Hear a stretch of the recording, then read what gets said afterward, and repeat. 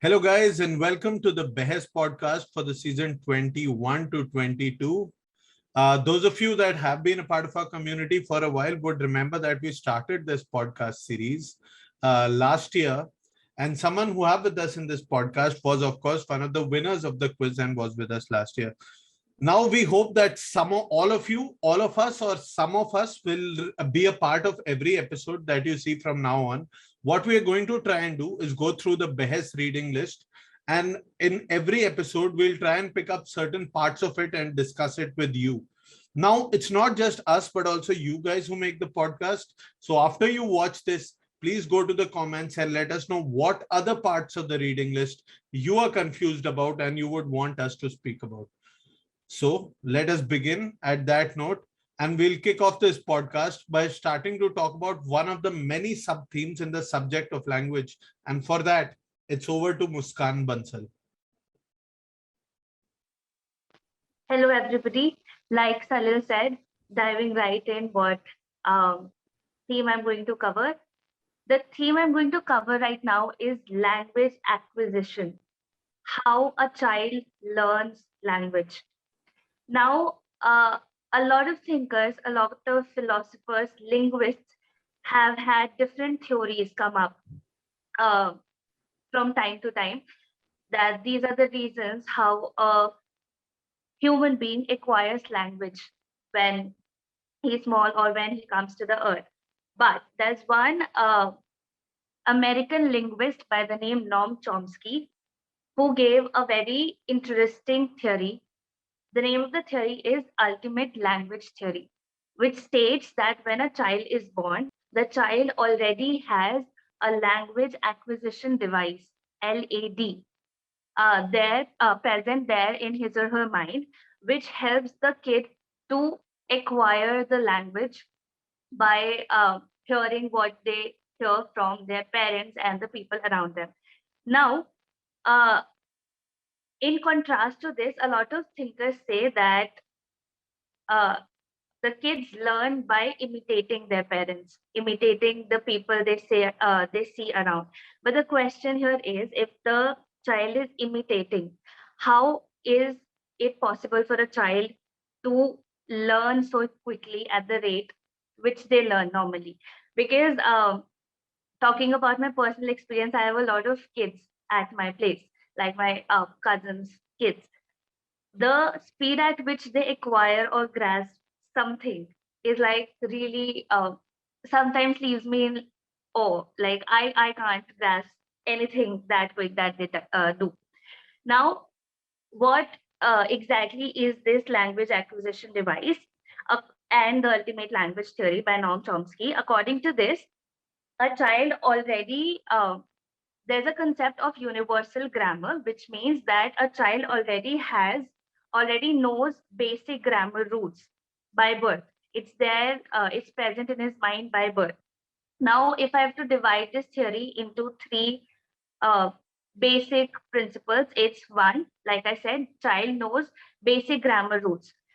Second is all language follow same grammar structure, like whatever language we have around the world, which is approximately 7,000 languages, which was, again, I was shocked to know that there are so many languages.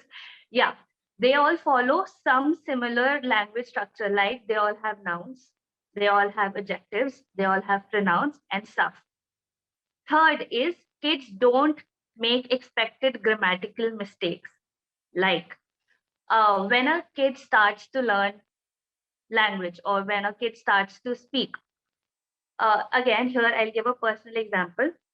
One of my cousin's daughters, when she was learning, she directly started to say "mujhe pani chahiye" and not "pani mujhe," like not in a weird manner. So this is again really, like, this is what Noam Chomsky says, that the kids don't make those expected grammatical mistakes like we use them to, which proves that they have certain principles already hardwired into their mind by birth.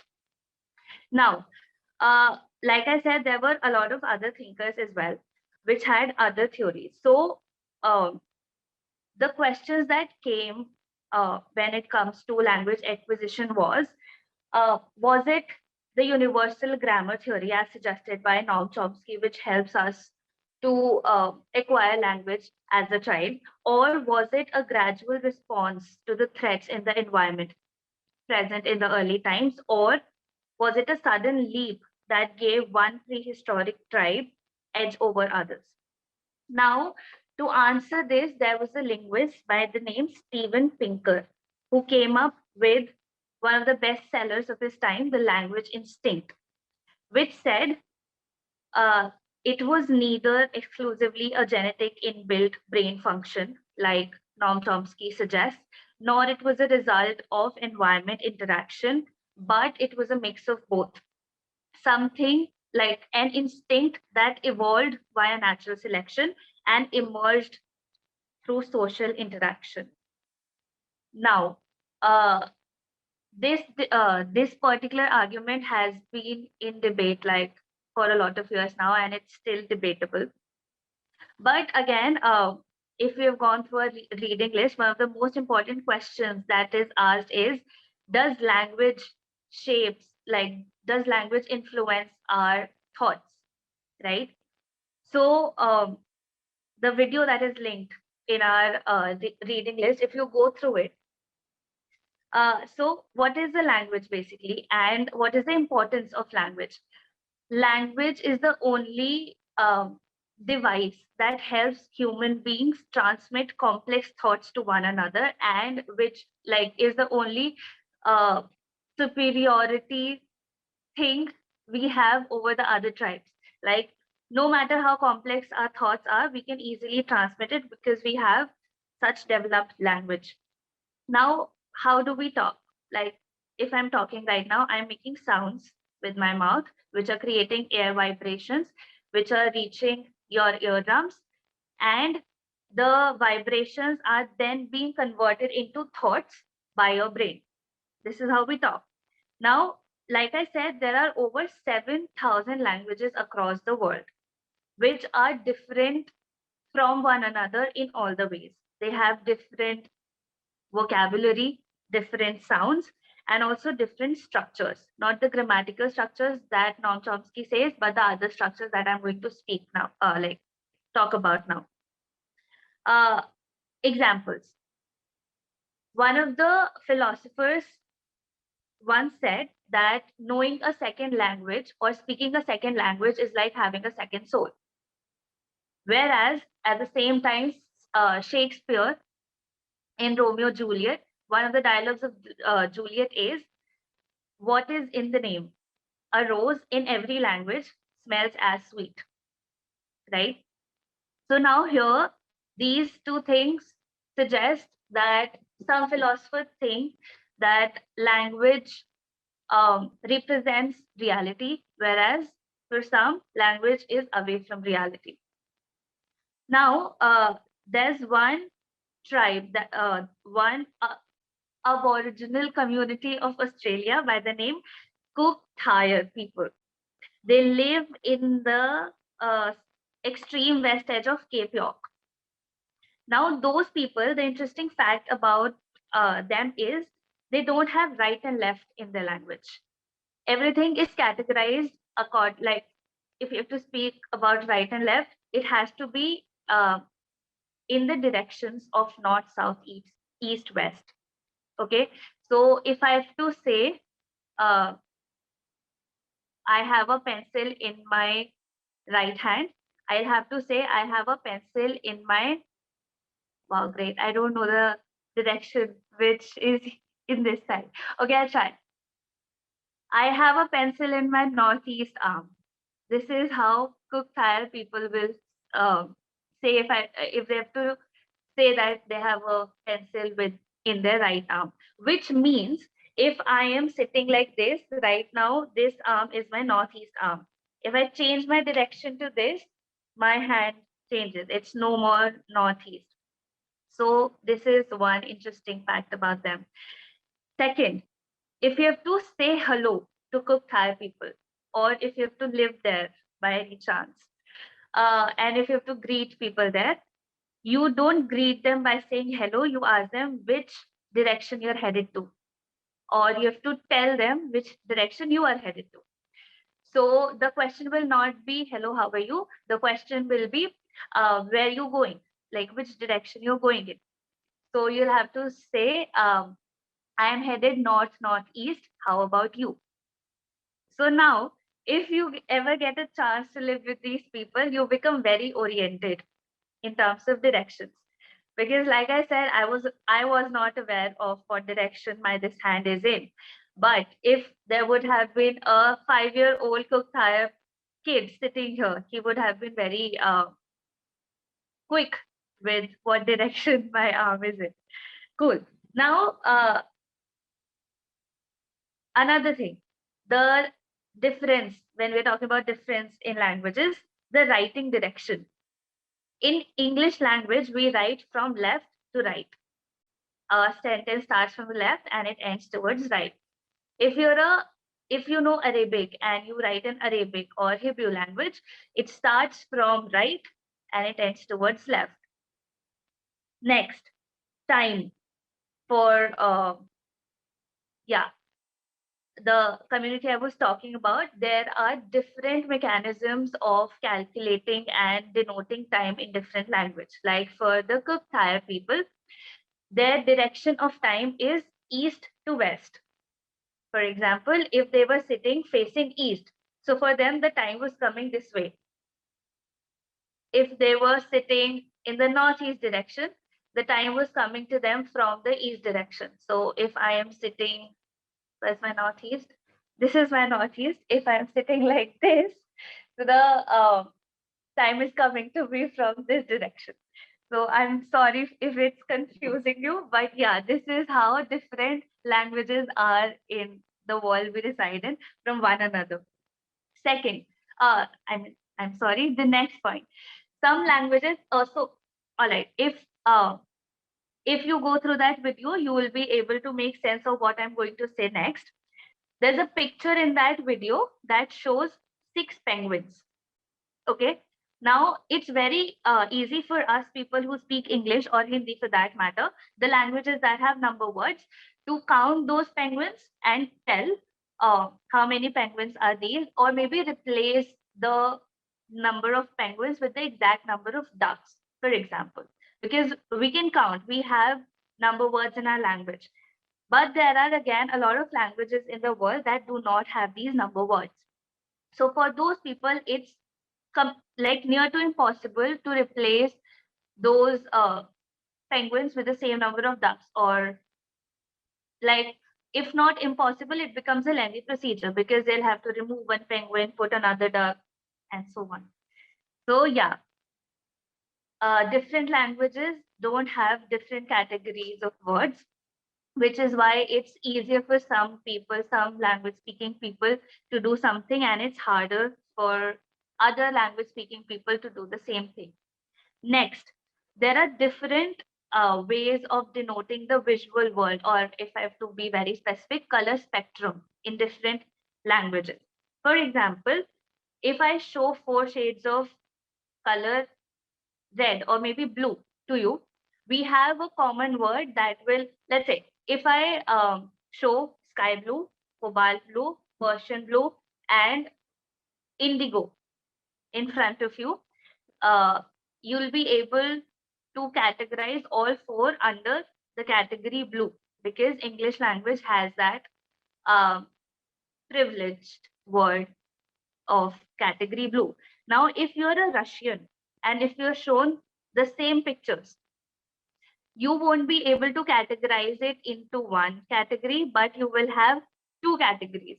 One is going to be the light blues, second is going to be the dark blues.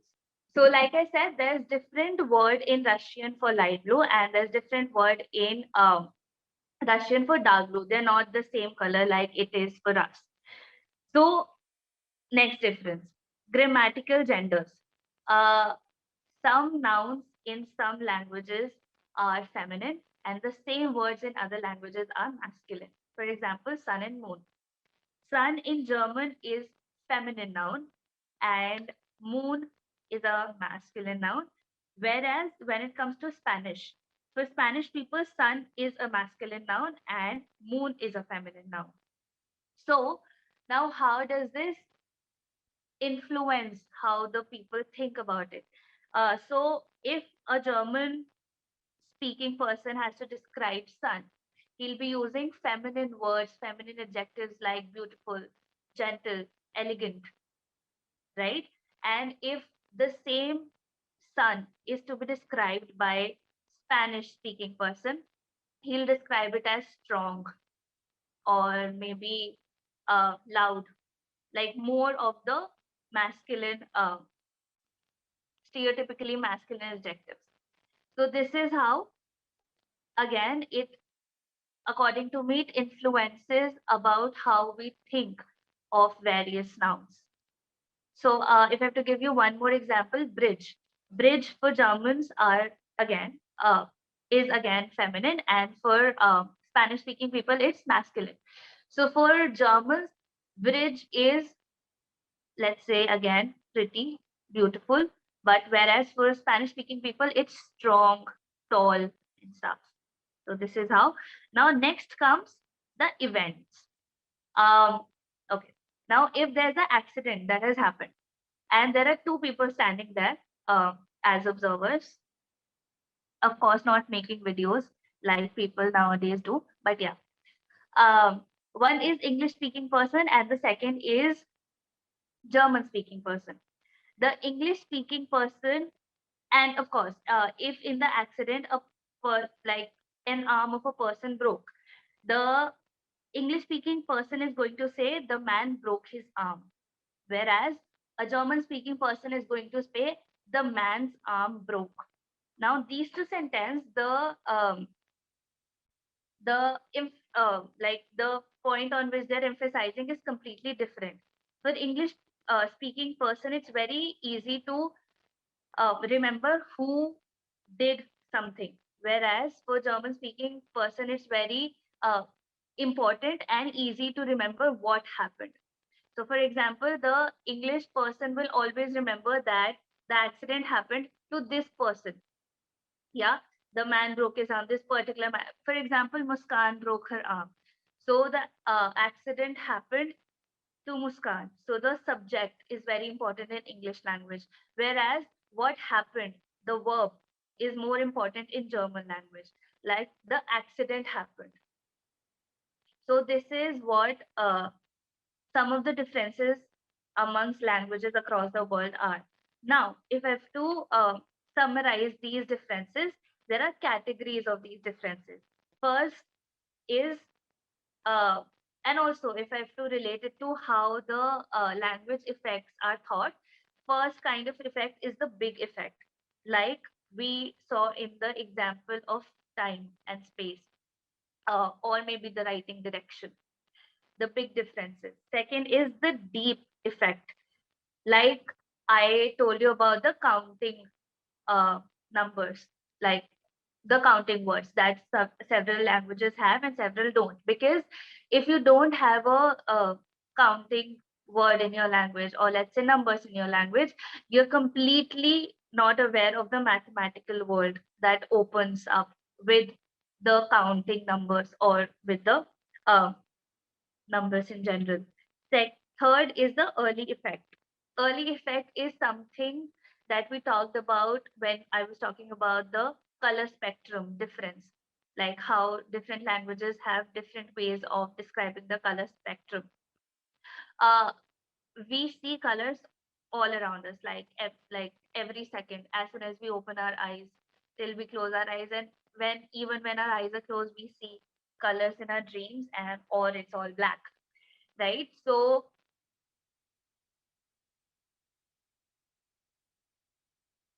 cool, guys. Okay, three, two, one. Early effect, like something as reflexive and as early as seeing colors around. It has a language has an effect on that as well. Next is the broad spectrum, the grammar part, the gender part of it. Like it completely changes or affects how we think about a particular noun. For example, Like I said, moon. Moon in English language is a masculine noun, but for Spanish people, it's a feminine noun. So for us, moon is more of like we can like we'll be using, if we are to describe moon, we can use handsome, whereas Spanish will be using beautiful, if that makes sense. Okay. And lastly, it's the weighty effect, like which part of the event we give more weight to. Like the last example, if the accident has happened, English will remember more about who did it, who was the subject, whereas the German will remember more about what happened, what was the verb. So this is how the language affects what we think and how we think, and what is to be given more emphasis on over the other. Uh, but here, when I was going through all of it and I was researching, a lot of people that I see in like around me, including me, um, who do not talk in the stereotypically gendered way. Like if I have to say something, I will not um, usually say मैं ये करती हूँ, but I will say मैं करता हूँ. So I was a little confused on till how does this apply, and what are like this is a little open-ended thing. Like I've not really figured it out. I think I'll have to research more. But what do you guys think on the Noam Chomsky's universal grammar theory and the effects that the language has on our thoughts? It's extremely fascinating. Like different languages treat these things differently, and the way they use these verbs is very different, right? Like in English, you say I am 15 years old. In French, you say I have 15 years. I think that kind of denotes that French see age as like an advantage. It's something that you have gathered, that I have 15 years. So like, yeah, I think absolutely it's very fascinating. Another thing that I wanted to ask you guys about was that the question in the reading list was what do you think comes first, thought or language? So like, what do Pinker and these guys have to say about it, and what do you guys think? Like, can we just sort of have some kind of intuitive discussion on this? For According me, to me, if I have to say, I would say uh, language. Like if there's no language of sorts, um, even the brain won't be able to like process what we are thinking. I don't know if that makes sense. So I think it should be language first and thoughts next. I'm sure like a lot of people will say like it's thoughts first and language second, but according to me, if there's no language, nothing at all, then it's very hard to even process thoughts for brain. Like how do I know that I am uh, happy, sad, angry, anything, if I don't know that these emotions have a word? Like if I'm thinking something and I don't know what it is called, like I don't know, it's hard to process it. So I think it's language first. I Yeah. almost agree with Muskan because for me, ever since I remember thinking as a human, I think I've always thought in the form of words. And I do not know if that is something that happens with everybody or is it the effect of using social media a lot. Because I think in terms of captions now, and it irritates me a lot now. So every time something happens, I try to articulate it as a caption, which I sometimes don't understand why. But keeping that aside, I think for me, thoughts have always been in a language. And I think the more I read, the more I say listen or interact with people in English, the more my thoughts acquire this language. So have almost stopped thinking in Hindi now. So I kind of think in English now, Yeah. which I do not know how and why and when it started. And besides that, I think for me, I think emotions do not need a language. So I can feel sad without a language, or I can feel happy without a language. But when I have to express it to even myself or to somebody else and explain why I'm feeling that way, then I think thoughts need language. So for me, emotions can be without language, but thoughts always have to be in a language. And with the advent of social media, I think more so in terms of captions. Okay.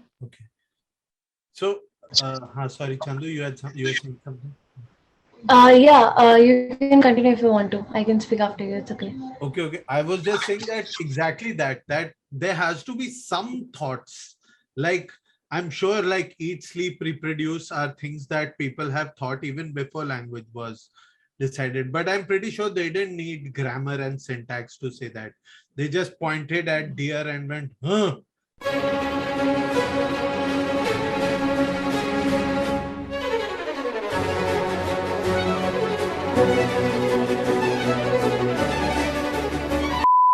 And everyone understood that's what we are all thinking about. Sorry, Chandrika, go ahead. I feel like thoughts are always the first thing that comes to our mind before we speak something, but it's just a matter of do we notice it or not? Because many of the times I am talking, right now I'm talking, and I can feel that there's no thought in my head. But if I stop and think, if there is something going on in my head, there will be thoughts going on in my head, of course. So I feel that it depends situation to situation, because there are sometimes like where you stop yourself and are like, should I say that or should I not say that? Should I let that person continue? Okay, I'll just hold my thoughts back right now. But at the same moment, there are so many times where you're just talking and you don't have any thought in your brain, but there are, of course, thoughts that are, powering those words. So I feel like it's a very complicated thing. It's a very, very complicated thing trying to understand. It's kind of like that chick or the egg question. Ki, what Exactly. came first? Yeah, it's like because it is scientifically and like proven as well, right? Ki thoughts are there, like your brain processes things and then you react on it. But it happens so quickly that it sometimes seems like, are we even thinking right now, or are we just talking and just opening our mouths and speaking? So I think that it's very complicated and it depends. Like I was reading this book by which a lot of people hate, a lot of people love, by Yuval Noah Harari, called Sapiens, where we discovered that it was a brief period in history where all of humanity, all these civilizations together developed language. So human consciousness has had certain growth spurts throughout history, and the development of language was one of them. That is not to say that those people couldn't think before that, but definitely it has definitely had an effect in the growth of thought and civilizations and all. Because you can sit and think something sitting at wherever you are, I can sit and think something wherever I am, but unless we can express that to each other, before that humans only couldn't rise, because like we developed and evolved over all these other Cro-Magnons and Neanderthals and all, because we could form societies and we could work together. And that was, I think, mostly because of the development of language. Once again, going back to the original question, I think we've discussed it on a very personal, subjective level right now. What came first, thought or language? A lot of these guys, like I think Chomsky, if I'm not wrong, believe that definitely language came first before thought, and Pinker sort of challenged that a little bit.